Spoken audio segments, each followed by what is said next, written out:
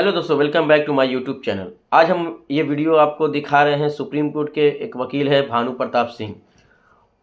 वो जो आवाज़ उठाई संभल के खूनी जो रंजिश हुई है उसके बारे में, जिससे 5 लोगों की जान जा चुकी है। मुस्लिमों पर ही अत्याचार हो रही है, मुस्लिमों को ही मुजरिम ठहराया जा रहा है, मुस्लिमों के ऊपर ही FIR हो रही है, मुस्लिमों को गिरफ्तार किया जा रहा है, हर काम मुस्लिम के खिलाफ हो रही है। उसी के खिलाफ आवाज़ उठा रहे हैं भानु प्रताप सिंह।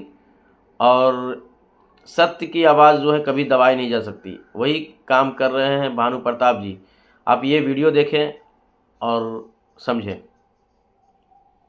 चलिए, देखिए, जो संभल का मामला है, मेरी नज़र में ये बहुत ही सोची समझी घिनौनी राजनीति के तहत ये सारा मामला है। और मुझे बहुत दुख के साथ कहना पड़ रहा है, लेकिन मैं कहूंगा जरूर कि अदालत भी इस सारे षड्यंत्र में शामिल है। जब देश में कानून है जो धार्मिक स्थलों से संबंधित सन 1991 का कानून बना हुआ है, पार्लियामेंट द्वारा पास है, जिसमें कहा गया है कि 1947 से पहले की जो स्थिति इस देश में है, सभी धार्मिक स्थलों की स्थिति वही रहेगी, उसमें कोई किसी तरह की कोई सवाल नहीं उठाएगा, कोई छेड़छाड़ नहीं करेगा। और यही नहीं, उसमें रोका गया है कि अदालत भी उसमें किसी तरह का कोई हस्तक्षेप नहीं करेगी। सेक्शन 4 में कहा गया कि केवल यही नहीं, भविष्य में भी ऐसी कोई बात नहीं की जाएगी। बावजूद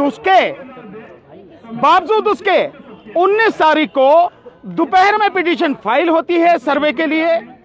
कोर्ट उसी समय जो रेस्पोंडेंट हैं उनको सुने बिना, उनको मौका दिए बिना, जो प्राकृतिक न्याय का एक सिद्धांत है उसको लागू किए बिना उसी दिन तत्काल आदेश करती है। और बड़े मजेदार बात देखिए कि इधर आदेश पारित हुआ और शाम तक जो है ASI के लोग सर्वे करने पहुंच भी गए। इससे ज्यादा और सुनियोजित षड्यंत्र और क्या होगा, घिनौना षड्यंत्र क्या होगा, क्योंकि उन्हें मालूम है कि अदालत जा रहे हैं, वहां से आदेश मिलेगा और आदेश मिलेगा तुरंत उसे लेकर वहां पहुंच जाएंगे। ऐसा वेल प्लान तरीके से होता है, बिना उसके नहीं होता। और इसीलिए मैंने कहा कि अदालत भी इससे शामिल है। दूसरी बात, और जो एक बात मैं कहना चाह रहा हूं कि चलिए, जब 19 तारीख को सर्वे हो गया तो फिर 24 तारीख को सर्वे का क्या मतलब था? और सुबह 6 साढ़े 6 बजे पहुंच गए सर्वे करने। और उसके बाद में जो हुआ, 5 नौजवान बच्चे जो हैं हमारे, उनकी जान चली गई, हत्या की गई उनकी। मैं सीधा कहूंगा, उनकी हत्या। पहले सवाल का जवाब ले लीजिए यार, इसीलिए मैंने आपसे कहा देश जो है बहुत गलत, पहले जवाब आने दो, उसके बाद में जो आप सवाल पूछना। उनकी हत्या हुई और आरोप अब ये लगाया जा रहा है कि पुलिस ने गोली नहीं चलाई, जबकि आप देख रहे हैं पुलिस कैसे गुंजू करके, वो है ना पुलिस वाले यूं करके पिस्टल चला रहा और एक यूं करके चला रहा, वो ये सारी स्थिति। लेकिन पुलिस कमिश्नर ने इनकार किया है सर कि पुलिस की गोली से। आपने कभी देखा है कि कोई अपराधी ये कहता हो कि मैंने अपराध किया है? सर, खुदाई का जो मसला है, जो ASI खुदाई कर सकता है कि नहीं कर सकता? नहीं कर सकता। जो संविधान में जो कानून है बना हुआ 1991 का, वो किसी को भी इजाजत नहीं देता कि आप उसमें एक कदम भी रखें इस नियत से कि आप उसका सर्वे कर रहे हैं या कुछ कर रहे हैं। वो कानून पूरी तरह से रोकता है। कानून कैसे सर्वे से पता कैसे लगेगा कि क्या पता लगाना है आपको? जब संविधान ने कह दिया, जब इस देश के कानून ने कह दिया कि 1947 से पहले की जो परिस्थिति है वो उसमें कहीं भी कोई भी उस पर कोई सवाल नहीं होगा, कोई छेड़छाड़ नहीं होगी, फिर क्या पता लगाना है आपको? कौन होते हैं आप पता लगाने वाले? ASI कौन होता है? तो क्या इसके पीछे कोई बड़ी साजिश? मैंने बताया, बाकायदा साजिश है और बड़ी घिनौनी साजिश है। और अगर ये साजिश नहीं होती तो पिटीशन पड़ा, विपक्षी को मौका दिए बिना आदेश हो गए और आदेश तुरंत लागू हो गया। यहाँ सालों साल आदेश पड़े रहते हैं, धूल चाटते रहते हैं, मिट्टी लग जाती है उन पे, अधिकारी कभी गौर ही नहीं करते। और यहाँ तो पहले से तैयार बैठने, सांझ को ही पहुंच गए वहां। और क्या चाहिए? षड्यंत्र कैसे होता है, मिलीभगत कैसे होती है, ये सब कुछ सामने है। और 24 तारीख को क्यों किया गया, इसका भी एक कारण है। 24 तारीख को इसलिए किया गया कि 23 तारीख को बेईमानी से जो बीजेपी जीत कर आई है चुनाव में, विशेषकर अगर उत्तर प्रदेश में कहूं तो 9 जो उपचुनाव में सीटें थी, उन पर में 7 सीटों पर जिस तरह से जीत के आई है, ऐसी गुंडागर्दी आपने पहले कभी नहीं देखी होगी। जब तक आप मुस्लिम समाज के लोगों को रिवॉल्वर से डराया गया, रोका गया। कुंदरकी में जाटव समाज के लोगों को, यादव समाज के लोगों को, मुस्लिम समाज के लोगों को वोट डालने से रोका गया। ऐसी गुंडागर्दी आपने देखी कभी? इलेक्शन कमीशन क्या था, कहां था वो? कौन से बिल में घुसा हुआ था? कौन सी रिश्वत लेके चुप बैठा था? कौन सी वफादारी निभा रहा था? जब उसकी जिम्मेदारी है देश के संविधान को बचाने की, जब उसकी जिम्मेदारी है कि निष्पक्ष चुनाव हो, स्वतंत्र और पारदर्शी चुनाव हो, क्या कर रहा था वो? इसलिए ये सब कुछ सोचे समझे साजिश के तहत हो रहा। संभल का क्या ऐसा भी आरोप? यार इन्हें तो पूछ लें दो, आपने पूछ लिया। सर कहा जा रहा है पुलिस की तरफ से कि पत्थरबाजी की गई थी, उसको कंट्रोल करना। आप बहुत सिंपल सी बात है कि जो पत्थरबाजी का आप आरोप लगा रहे हैं, मैं मानता हूं कि पत्थरबाजी हुई है, पर शुरुआत किसने की है? वो क्यों शुरुआत हुई है? पत्थरबाजी की क्यों शुरुआत हुई है? आप जाओगे और एक धार्मिक स्थल में कानून को जो है धता बताते हुए, पैरों तले कुचलते हुए आप बिल्कुल गैर कानूनी, गैर संवैधानिक काम करोगे, और उसके बाद जो आपसे पूछा जा रहा है आप उसका जवाब नहीं दोगे। लोग इकट्ठे हो जाने तो उन्हें हटाने के लिए आप गोली चलाने, और लोग पत्थर चलाने तो आप कह रहे पत्थरबाजी। गोली क्यों चलाई गई भाई? पत्थरबाजी से पहले आप इसका जवाब दो कि गोली क्यों चलाई गई।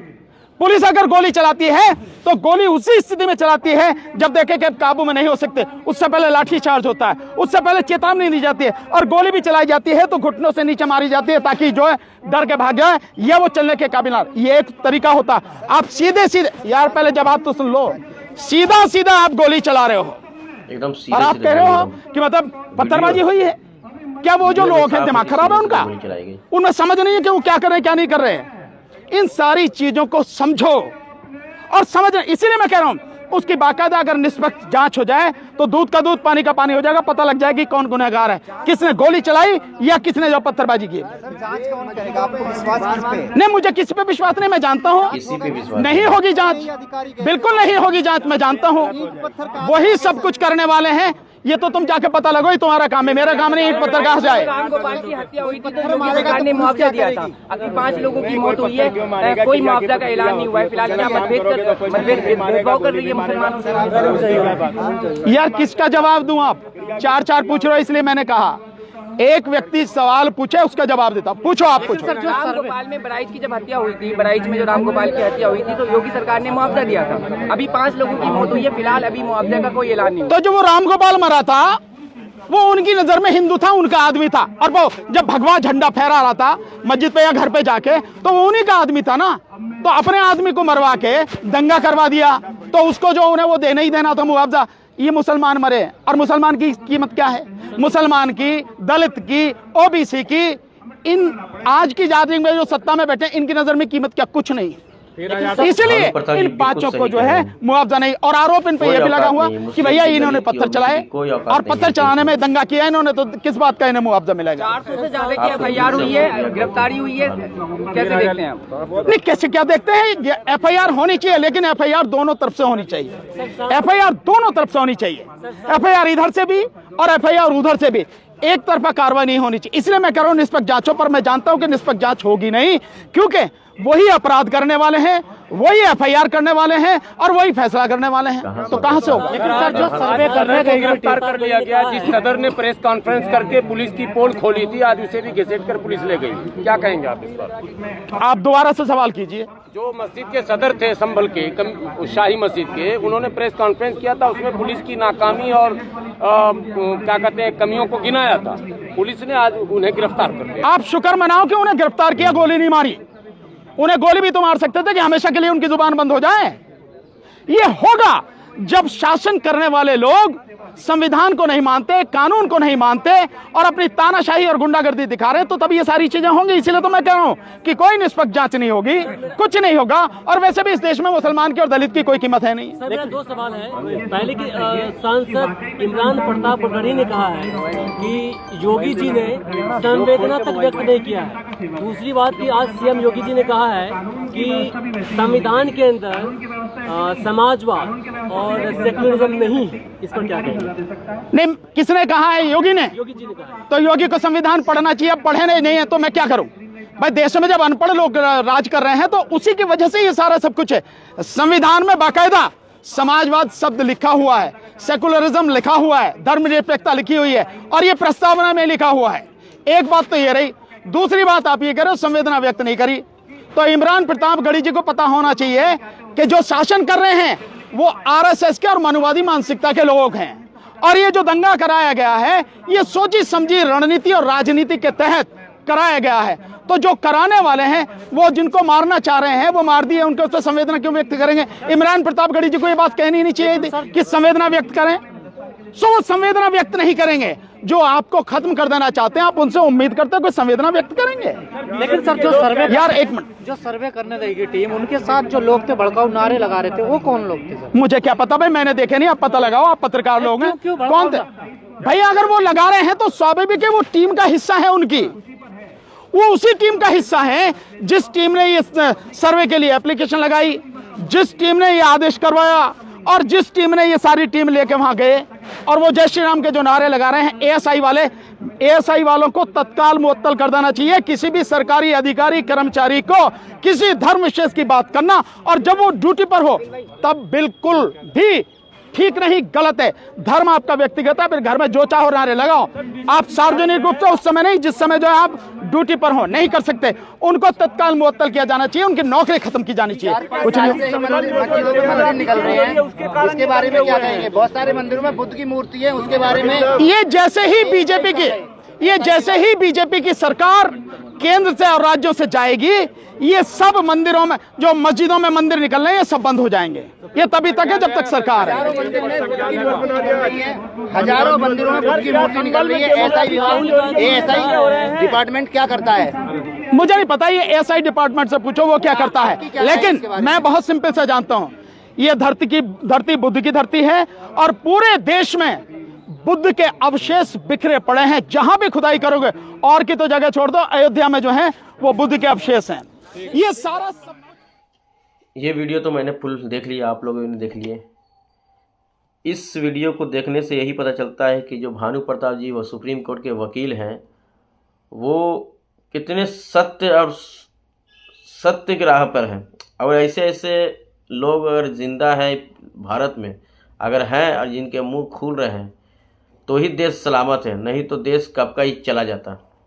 अगर मुस्लिम की रक्षा करनी है तो हिंदुओं को भी साथ आना पड़ेगा, हिंदुओं को मिलजुल कर रहना पड़ेगा, हिंदू को भी मदद करना पड़ेगा। काहे कि ये दुश्मन जो सरकार दुश्मन मुस्लिम की बनी हुई है, ये बाद में उन लोगों की भी दुश्मन बनेगी। इसलिए संविधान के ऊपर ही देश चलना चाहिए और संविधान से ही देश चलना चाहिए।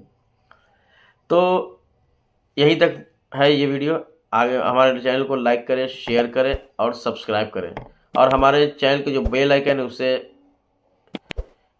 दबा दें। इससे क्या होगा कि ये वीडियो आपके पास जाएगी सबसे पहले और आप हमारे वीडियो को देख सकेंगे। धन्यवाद।